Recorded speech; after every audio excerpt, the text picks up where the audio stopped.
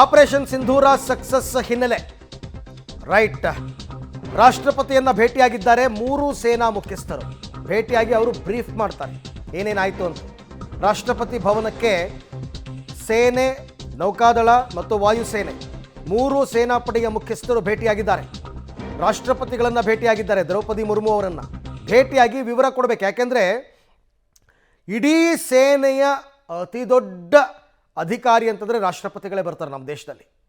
But ಅವ್ರು ಯಾವುದಕ್ಕೂ interfere ಆಗಲ್ಲ. ಇವರೆಲ್ಲರೂ ಅವ್ರ ಅಂಡರ್ನಲ್ಲೇ ಬರ್ತಾರೆ. ಮೂರೂ ಸೇನೆಯ ಮುಖ್ಯಸ್ಥರು ರಾಷ್ಟ್ರಪತಿಗಳ ಅಡಿಯಲ್ಲೇ ಬರ್ತಾರೆ. ಹಾಗಾಗಿ ಅವರಿಗೆ ಹೋಗಿ ಬ್ರೀಫ್ ಮಾಡುವಂತಹ ಕೆಲಸವನ್ನು ಮಾಡಿದ್ದಾರೆ.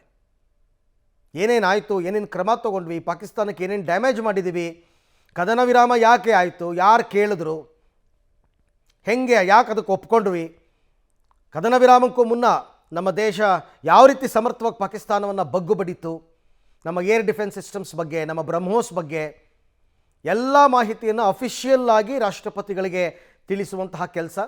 ಅಂದರೆ ಅವರು ಮೀಡಿಯಾ ಬ್ರೀಫಿಂಗನ್ನು ಏನೇನು ಮಾಡಿದರು ಈ ಹಿಂದೆ ಎಲ್ಲ, ಅದನ್ನು ರಾಷ್ಟ್ರಪತಿಗಳ ಮುಂದೆ ಹೋಗಿ ವರದಿಯನ್ನು ಒಪ್ಪಿಸಬೇಕಾಗತ್ತೆ.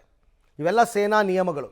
ಒಂದು ದೇಶದ ವಿರುದ್ಧ ಯುದ್ಧ ಆದಾಗ ಯುದ್ಧದ ಸನ್ನಿವೇಶ ಏನೇನಾಯಿತು, ಯುದ್ಧ ವಿರಾಮದಲ್ಲಿ ಅದನ್ನು ಅವರಿಗೆ ಬ್ರೀಫ್ ಮಾಡಬೇಕು ರಾಷ್ಟ್ರಪತಿಗಳಿಗೆ.